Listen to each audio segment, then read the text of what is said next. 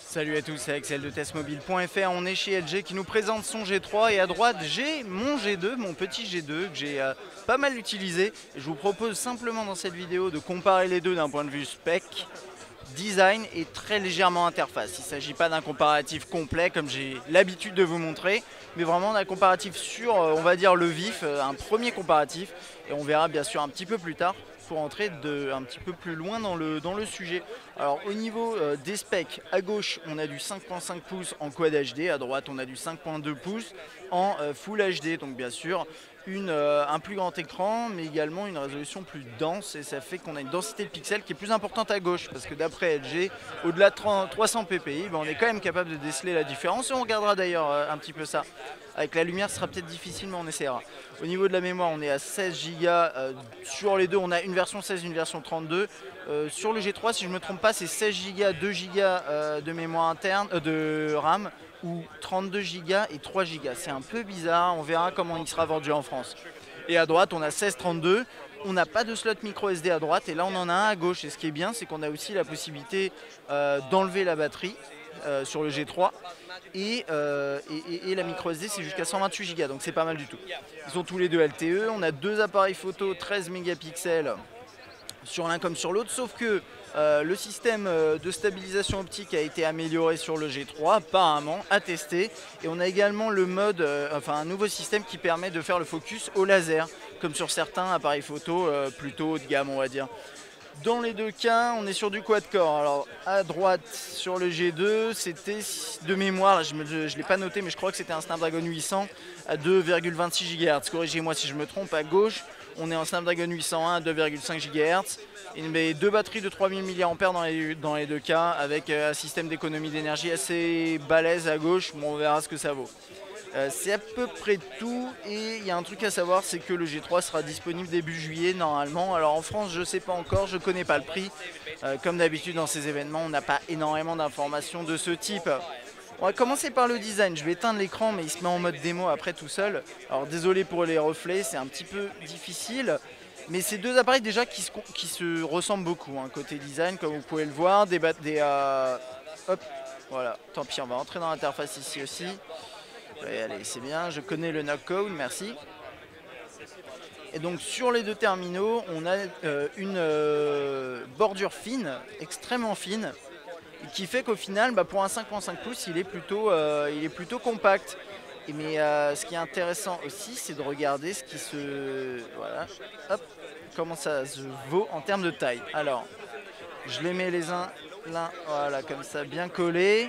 Le G3 déborde pas mal quand même. Hein. Niveau largeur, on a droit à plusieurs millimètres. C'est difficile de vous dire là comme ça.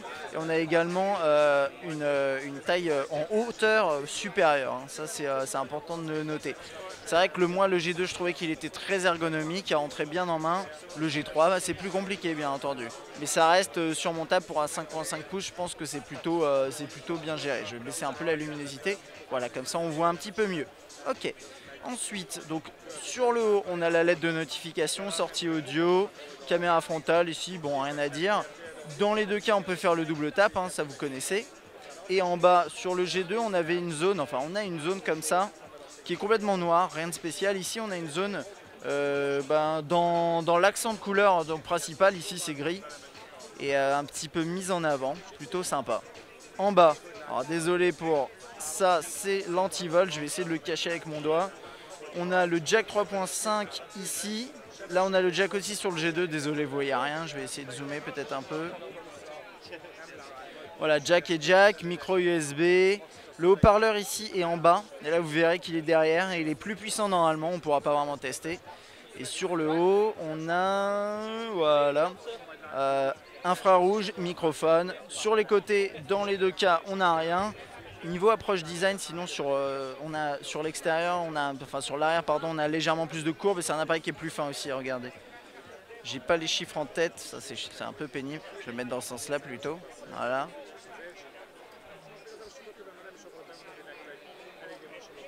Donc vous voyez là on a un truc, quelque chose qui est beaucoup plus en courbe. Ici hein, c'est l'antenne pour le marché coréen, le marché asiatique, on l'a pas chez nous. Et là ici vous voyez le G2 est un peu plus balèze. Hein. Et on a une approche légèrement différente. Bon là c'est pas de version de couleur similaire, mais quand même on voit un peu, on voit la différence. Ok. Ensuite sur l'arrière, bah là on avait le côté un peu pailleté. Bon désolé pour les traces de doigts, bah d'ailleurs ici on aura beaucoup moins de traces de doigts parce que c'est un peu plus mat finalement au niveau du rendu. Là c'était complètement brillant et c'est vrai que ça absorbe vachement les traces de doigts. On avait quelques petites paillettes et des stries dans le sens, je ne sais pas trop, dans les deux sens. On a bien sûr le bouton, voilà, avec la lumière c'est extrêmement compliqué. Voilà, allez, ça va être bien comme ça. Voilà. On avait cette touche là avec l'optique ici, le flash LED. Le bouton ici qui ressortait un petit peu. Ici ces deux touches là de volume n'étaient pas forcément faciles à toucher, à gripper. Là maintenant sur le G3, on a l'optique, LED au focus par laser, double flash LED, et là ça rentre en fait, il y a un léger relief à l'intérieur qui permet de mieux la localiser, et on a la petite touche ici pour on-off, etc., etc. Donc voilà. Et au niveau du rendu, vous voyez la différence ici. Le haut-parleur est là sur le G3 et apparemment il est capable de générer un watt. Je ne connais pas la puissance sur le G2, je ne saurais pas vous dire s'il est plus puissant.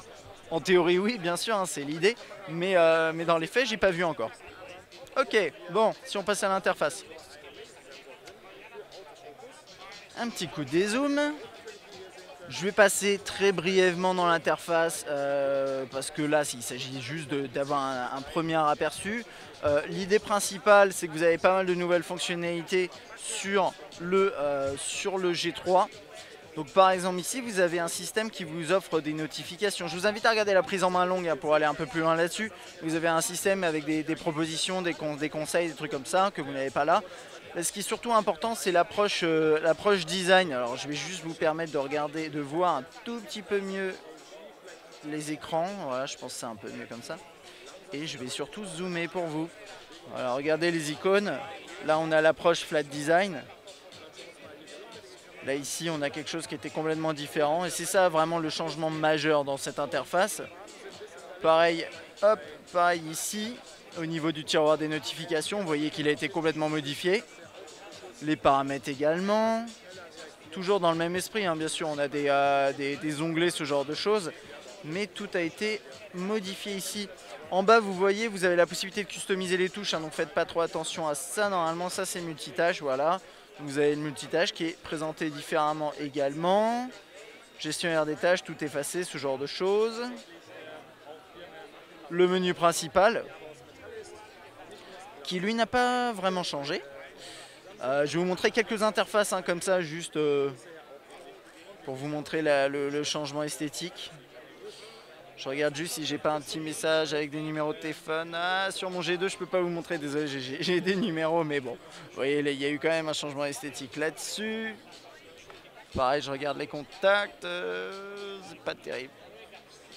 C'est pas terrible tout ça. C'est pas grave, ça ira bien. Voilà, les contacts par exemple ici. Vous voyez la différence. Hein. Au niveau esthétique, ça a été complètement altéré. Enfin, altéré, on va dire, modifié. L'espace est un peu moins bien géré, j'ai l'impression, en haut.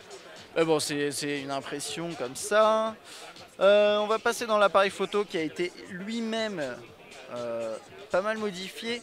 Pas tant au niveau des, attendez, hop, des options, de la façon de présenter les options. Vous voyez là, c'est à peu près similaire, mais juste que vous avez beaucoup plus de fonctionnalités. Donc là, par exemple, on a hop, un mode avec Magic Focus, ici.